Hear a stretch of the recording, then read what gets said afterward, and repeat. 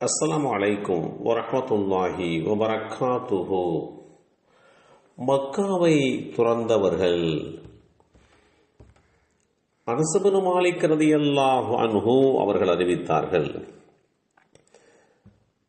மக்காவாசிகள் அதாவது முஹாஜிர்கள் மக்காவிலே இருந்து மதீனாவுக்கு வந்தபோது அவர்களின் கையில் செல்வம் எதுவும் இருக்கவில்லை. இந்த செய்தி ஸஹீஹ் புகாரியில் 2630 என்ற எண்ணிலே பதிவு செய்யப்பட்டிருக்கிறது.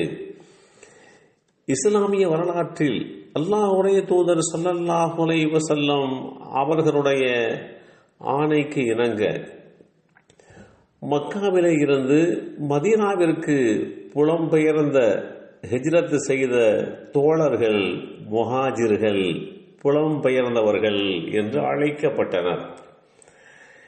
இஸ்லாமிய மார்க்கத்திற்காக வேண்டி தங்களின் சொந்த ஊர், தங்களுடைய சொத்துக்கள், குடும்பம் இவைகளையெல்லாம் துறந்து மதீனாவை சென்றவர்களை அங்குள்ள அதாவது மதீனாவில் உள்ள பூர்வீக குடிமக்களாகிய அன்சாரிகள் உதவியாளர்கள் அரவணைத்துக் கொண்டார்கள்.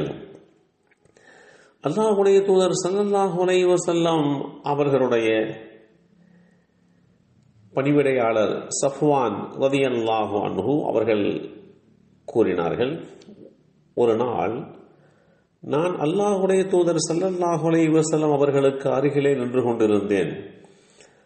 அப்போது ஒரு யூத சமுதாயத்தைச் சேர்ந்த அறிஞர் வந்து, உங்களிடம் சில விஷயங்கள் குறித்து கேட்பதற்காக வந்திருக்கிறேன் என்று கூறிவிட்டு அந்த யூத அறிஞர், இந்த பூமியும் வானங்களும் இப்போதுள்ள அமைப்பல்லாத வேறொரு அமைப்பிற்கு மாற்றப்படும் விசாரணை நாளில் மக்கள் எங்கே இருப்பார்கள் என்று கேட்டார்.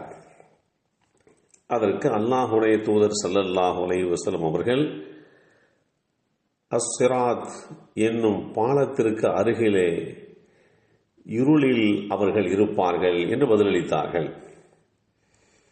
உடனே அந்த யூத அறிஞர், மக்களிலேயே முதலில் அந்த பாலத்தை கடப்பவர்கள் யார் என்று கேட்டார். அதற்கு அல்லாஹ்வுடைய தூதர் ஸல்லல்லாஹு அலைஹி வஸல்லம் அவர்கள் ஏழை முஹாஜிர்கள் என்று பதிலளித்தார்கள். இந்த செய்தி ஸஹீஹ் முஸ்லிமில் 525 என்ற எண்ணிலே பதிவு செய்யப்பட்டிருக்கிறது. உலகத்தில் வாழ்ந்த காலத்தில் மக்காவிலே வாழ்வாதாரம் கிடைப்பதற்குண்டான எல்லா சாத்தியக்கூறுகளும் இருந்து தன்னையும் தன் குடும்பத்தையும் தன்னுடைய சொந்த வீடு வாசல்கள், சொத்து சுகங்கள், விளைநிலங்கள் இவைகளையெல்லாம் விட்டுவிட்டு அங்கே வாழ்வது கடுமையான துன்பத்திற்கு உள்ளாக்கப்படுகின்ற நிலையை உருவாக்கிய ஒரு சூழ்நிலையிலேதான் அவர்கள் அந்த மக்காவை துறந்து மதீனாவுக்கு பயணமானார்கள். சொந்த வீடு இருக்கிறது, மனைவி மக்கள் இருக்கிறார்கள், நிலம் இருக்கிறது, விவசாயம் இருக்கிறது, அதே வேளையிலே வியாபாரத்திற்குண்டான சந்தையும் அந்த மதீனாவிலே இருக்கின்றது. எல்லாம் இருந்தாலும் இஸ்லாமிய மார்க்கத்தை ஏற்றுக்கொண்ட ஒரே காரணத்திற்காக இனி இஸ்லாம் காட்டுகின்ற நல்வழியை பின்பற்றி இந்த மக்காவிலே வாழவே முடியாது என்கின்ற நிலை வந்த போதுதான் அவர்கள் எல்லாவற்றையும் தங்களுடைய மகிழ்ச்சி, சந்தோஷம், தங்களுடைய அன்பு, பாசம் இவைகளையெல்லாம் துறந்து மதீனாவிற்காக வேண்டி தங்களுடைய விசுவாசத்தை பாதுகாப்பதற்காக வேண்டி வந்தவர்கள்தான் முஹாஜிர்கள், அதாவது மக்காவை துறந்தவர்கள் என்ற அந்த அந்தஸ்தை பெறுகிறார்கள். இப்படிப்பட்ட அந்த அந்தஸ்தை பெற்றவர்கள் நாளை மறுமை நாளிலேயும் அவர்கள் மேன்மைப்படுத்தப்படுவார்கள். இப்படி மதீனாவிற்கு வந்ததற்கு பின்பாக அவர்களுக்கு தேவையான வாழ்வாதாரங்கள், இருப்பிடங்கள் இவைகளையெல்லாம் செய்து கொடுத்தாலும் அவர்களுடைய அந்த தியாகம் என்பது சர்வசாதாரணமான ஒன்று அல்ல.